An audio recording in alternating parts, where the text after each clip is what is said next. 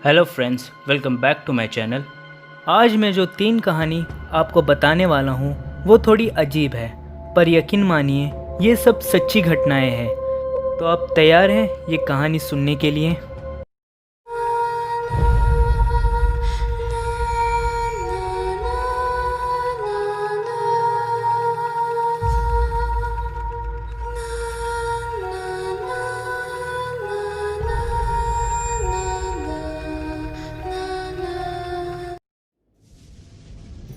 उस वक्त मैं बस 8 साल की थी।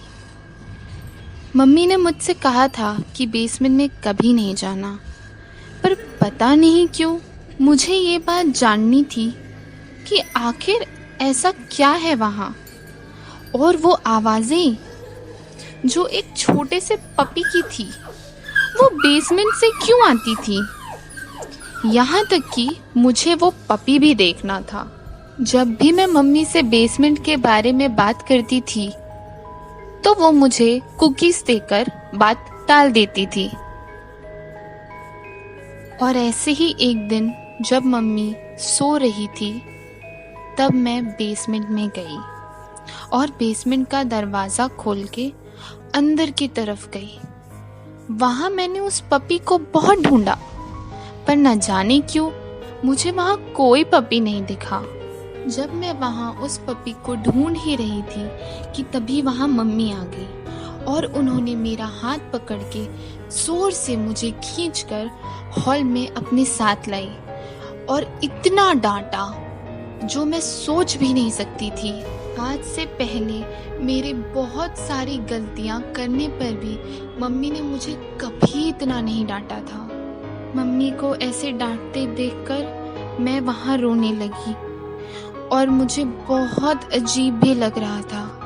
तब मम्मी ने समझाते हुए मुझे कहा कि बेसमेंट में अब दोबारा कभी मत जाना। और ये बोलने के बाद वो मेरे लिए मेरी फेवरेट कुकीज़ लेकर आई।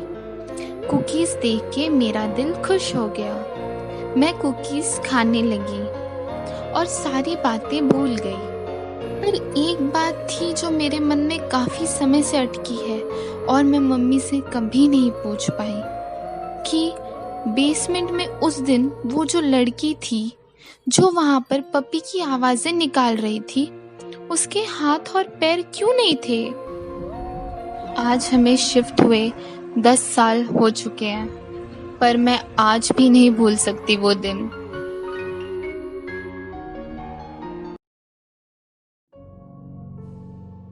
कहानी बहुत तरह की होती है और ये कहानी भी कुछ उन्हीं में से एक ही है, बट ये कहानी थोड़ी ज़्यादा अजीब है और कभी कभी सोच के ये लगता है कि ये सिर्फ मजाक था या कुछ और। उस रात मैं अपने घर में आराम से टीवी देख रहा था कि तभी अचानक से मेरा दोस्त अजय मेरे घर आकर बोला, ऋषि, घर के पास जो नया क्लब खुला है आज उसकी ओपनिंग है, तुम जल्दी से रेडी हो जाओ और मेरे साथ चलो। मैं और अजय घर से निकलकर क्लब आ गए और वहाँ बहुत इन्जॉय करने लगे। कुछ ड्रिंक्स लेने के बाद मुझे याद आया कि मेरा फ़ोन मेरे पॉकेट में नहीं था और ये बात मैंने अजय को बताई। हम जहाँ जहाँ गए वो सारी जगह मैंने फ़ोन ढूंढने की कोशिश की और आखिर में अजय के फ़ोन से अपने फ़ोन पर कॉल किया। 3 रिंग बाद किसने फ़ोन उठाया और बहुत ही धीमी आवाज़ में कहा, फ़ोन मेरे पास है, और फ़ोन कट कर दिया। जब दोबारा मैंने फ़ोन लगाया तो कोई आवाज़ नहीं आई। मुझे लगा शायद मेरा फ़ोन अब मुझे कभी नहीं मिलेगा और ये सोचते हुए मैं दुखी हो गया और घर वापस आ गया। मेरे बेड के पास वाले ड्रेसिंग टेबल पर मैंने अपना फ़ोन देखा। अजीब बात तो ये थी कि मैं अपना फ़ोन घर पर ही भूल गया था। तो जिसने फ़ोन उठाया वो कौन था? कभी कभी छोटी सी कहानियाँ भी बड़े बड़े झटके दे जाती है। ऐसी ही एक कहानी है केविन और उसके बेटी की। बहुत रात हो गई थी। केविन अपने बेटी के कमरे में गया उसे सुलाने के लिए और केविन ने कहा, जूली बेटा, चलो सो जाओ। बहुत देर हो गई है।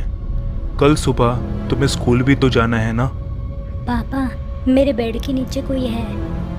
केविन को लगा कि ये जूली की शरारत है और वो बेड के नीचे देखने के लिए झुका तो उसने देखा कि उसकी बेटी जूली बेड के नीचे डरी सी सहमी सी काँप रही थी। जूली ने जैसे अपने पापा को देखा वो घबराई हुई आवाज़ में बोली, पापा, पापा, मेरे बेड के ऊपर कोई है। तो ये थी आज की 3 अजीब कहानियाँ। आई होप आप सभी को पसंद आई होंगी और कमेंट में मुझे बताइएगा कि आपको इन तीनों में से कौन सी कहानी ज़्यादा पसंद आई। अगर आपको मेरी कहानी अच्छी लगी हो तो लाइक कर दीजिए। अगर आप मेरी कहानी ऐसी ही सुनना चाहते हो तो सब्सक्राइब कर दीजिए।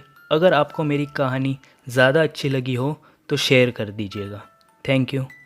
मिलते हैं अगली बार।